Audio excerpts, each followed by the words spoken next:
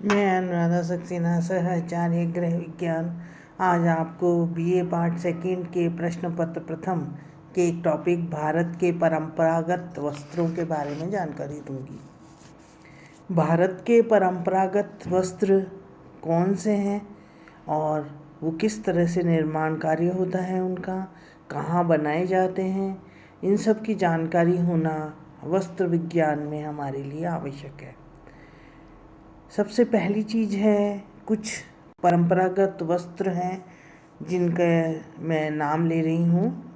एक तो है ढाका का मलमल, ढाका की साड़ियाँ, चंदेरी साड़ियाँ, बालूचर ब्यूटीदार साड़ियाँ, ब्रोकेट साड़ियाँ, पीताम्बर पैठनी साड़ियाँ, पटोला और कलमदार, ये हमारे यहाँ की परंपरागत साड़ियाँ हैं।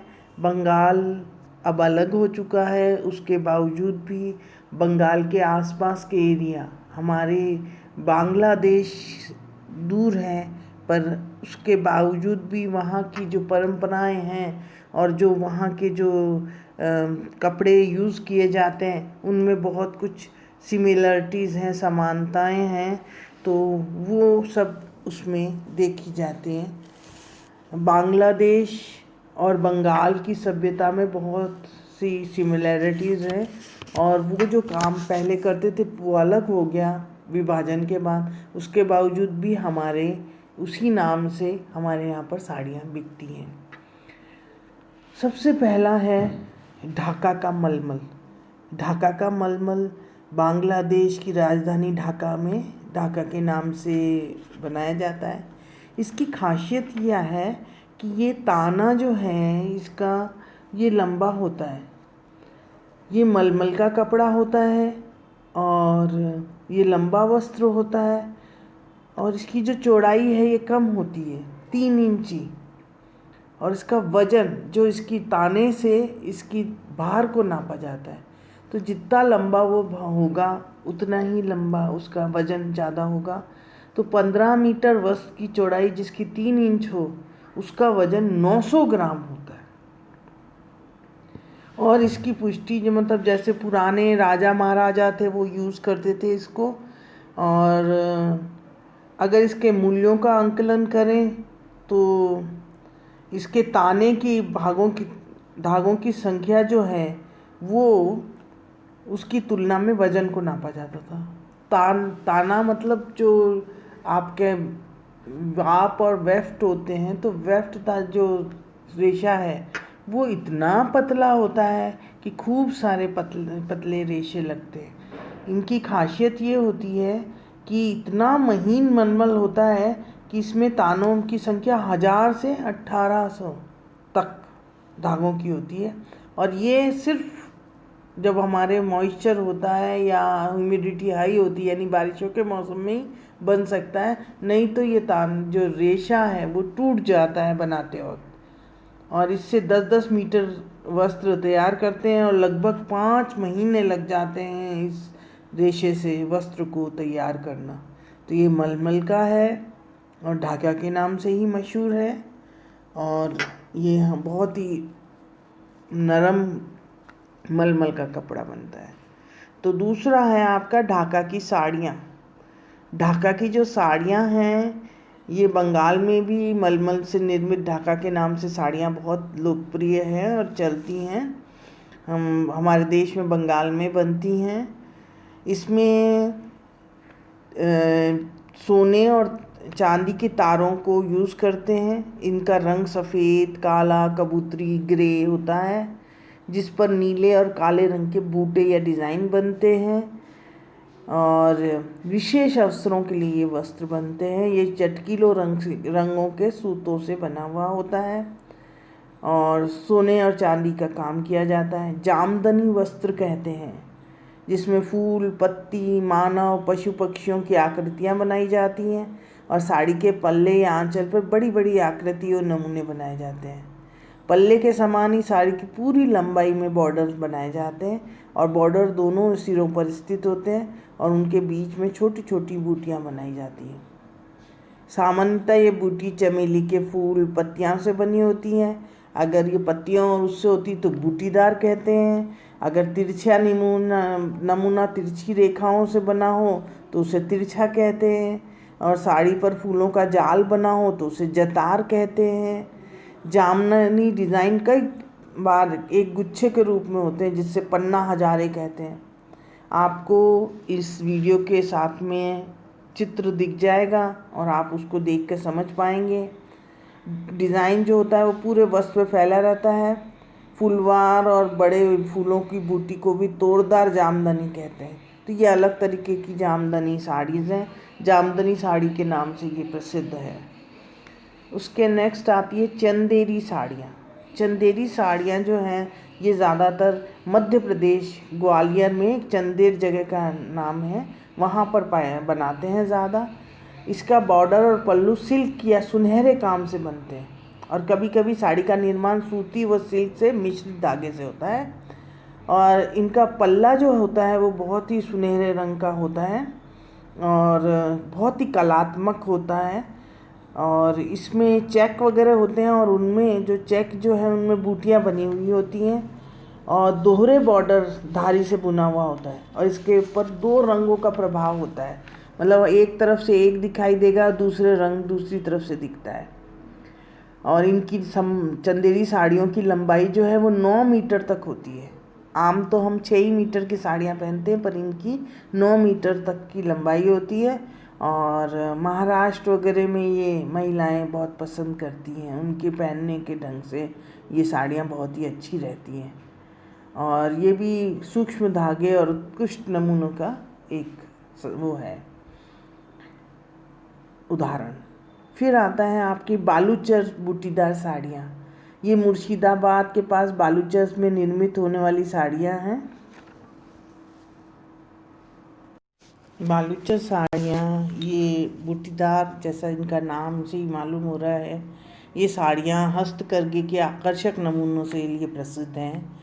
और बालूचर डिज़ाइंस में पक्षी मानव आकृतियाँ मिश्रित होती हैं और मुग़ल कला में ये प्रभाव इस पर दिखा जाता है। इसमें तोरण गुलदस्ता देखा जाता है, इसमें ज़्यादा प्रचलित बूटे और ये ज़्यादा डलते हैं। फारसी परिधानों में घोड़ों को सवार चित्र नमूने ऐसे तरीके के बूटे ज़्यादा होते हैं। और अब धीमे धीमे इसका उपयोग कम हो गया है, पर फिर भी ये बहुत ज़्यादा प्रसिद्ध थे, मशहूर थे और कीमती भी हैं। नेक्स्ट है ब्रोकेट। ब्रोकेट जो है सोने चांदी की तारों से निर्मित वस्त्र को ब्रोकेट कहते हैं। और ये कामख्वाब मतलब ख्वाब जैसा दिखे, जैसे अपन ऐसा एहसास दिलाए कि जैसे ये ख्वाब में अपन देखते हैं, जैसे स्वर्ग वगैरह देखते हैं, वो वाली बातें हैं। कामख्वाब में कार्य सोने चांदी के तारों से होता है और ये पश्चिमी प्रभाव इस पे ज़्यादा दिखता है और सोने की तारों पर बुनाई की जाती है।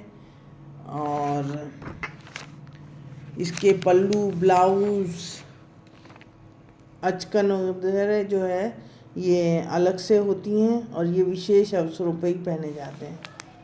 एक और भी ब्रोकेट है, उसका नाम है पीठ थान या वफ भी बोलते हैं। ये ब्रोकेट होता है जिसका मुख्य भाग रंगीन सिल्क का होता है और नियमित अंतराल में चांदी और सोने के तारों के नमूने होते हैं।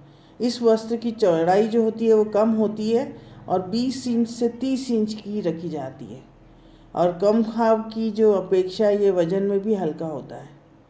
और इस कारण उपयोग ब्लाउज और अचकन वगैरह सभी में किया जाता है। एक है आबी व रवां, आबिए ए रवां।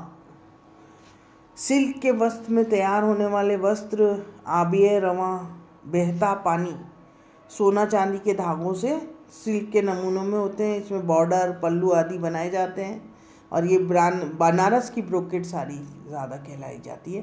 सूरत और अहमदाबाद में भी इसका निर्माण होता है। उसमें पशु और मानव आकृतियों के बॉर्डर बनाए जाते हैं।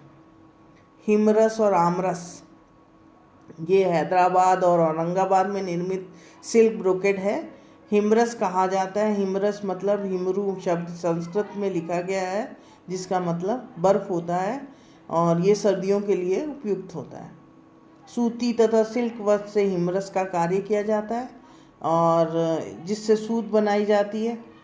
और हिमरस की कताई इस प्रकार की जाती है कि वो अत्यधिक चमकदार हो जाते हैं। साथ ही सूत भी विशेषताएं रखता है और सूत का उपयोग वस्त्र की सीधी तरफ डिज़ाइन बनता है और पीछे की तरफ रोएदार सतह होती है, नरम होती है दोनों ही, और निचली सतह में छोटे छोटे लूप बन जाते हैं। इससे नरम व ऊनी सतह तैयार हो जाती है और निचली सतह रोएदार होने से अस्तर लगाना आवश्यक हो जाता है। और अस्तर जो है ये ज़रूरी है, बहुत अधिक गर्म होता है ये वस्त्र। नेक्स्ट आता है पीताम्बर तथा पैठणी साड़ी। ये हरे डिज़ाइन की साड़ियाँ हैदराबाद में निर्मित होती हैं। ये महीन सिल्क की साड़ियों पर हरी काम की बुनाई होती है और उस पर नमूने तैयार होते हैं। बॉर्डर और पल्लू को अलग से तैयार किया जाता है। लाल, पीली, नारंगी रंग की साड़ी पर सुनहरे तारों से धारियाँ बनाई जाती हैं और बीच के रिक्त स्थान पर हंस, बतख, चोंच और जैतून की पत्तियाँ वगैरह बनाई जाती हैं। बॉर्डर व पल्लू में रंगों से बनाया जाता है, जिस पर मुख्य डिज़ाइन मोर, बड़े फूलदान का सहारा वगैरह होता है। फूलदान फूल एक त्रिकोण कोण में बनाते हैं और उसी को तोरण भी कहते हैं।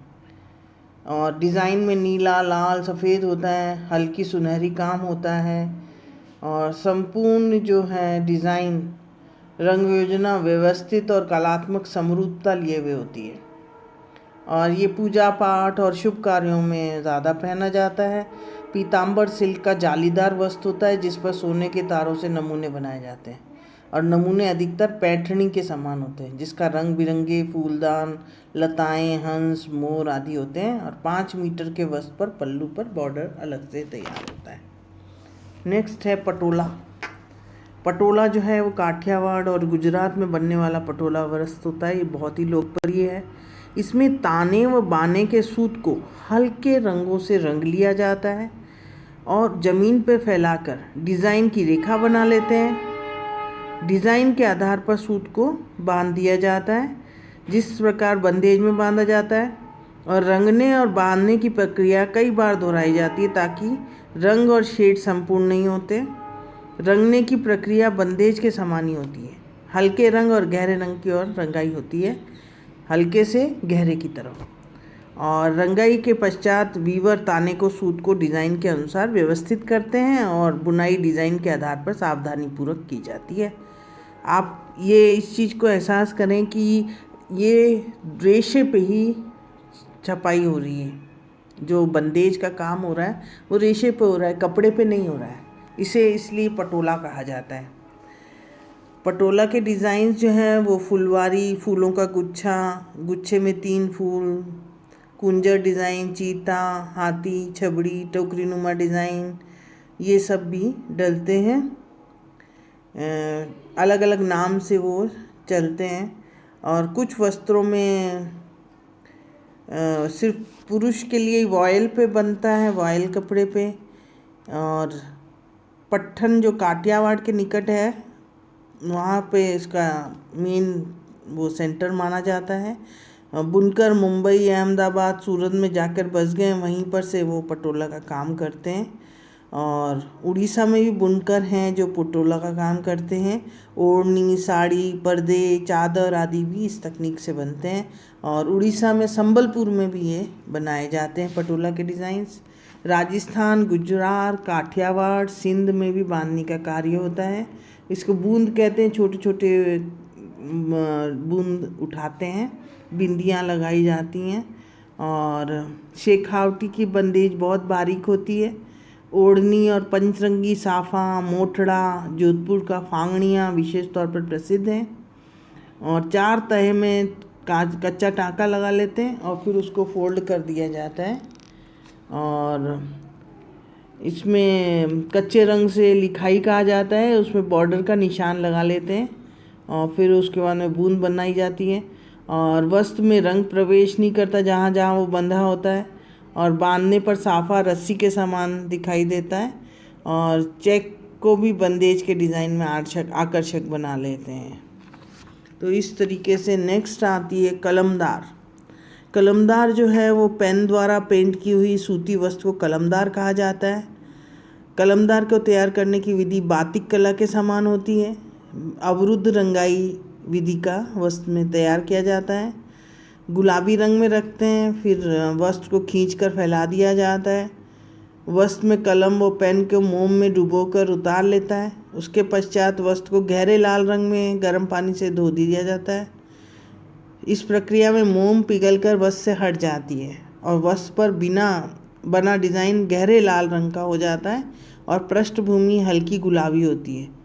कलमदार वस्त्र का पालमपुर में भी कहा जाता है। ये अधिकतर चौकोर टुकड़ों में उपलब्ध होता है। इसे भगवान की मूर्ति के ऊपर मुकुट के रूप में भी काम में लिया जाता है और हिंदू और मुस्लिम पौराणिक कथाओं में भी इसका चित्रण किया गया है। सूक्ष्म विवरण अद्भुत ढंग से चित्रित करा जाता है ये, और रंग बिरंगे फूल और पत्ते भी बनाए जाते हैं। तो ये थी कुछ भारत के परंपरागत वस्त्रों के बारे में जानकारी, और इसके लिए विभिन्न चित्र भी दिए गए हैं। आप उन पे गौर करें और उन बातों को गौर करके उसको समझें। धन्यवाद।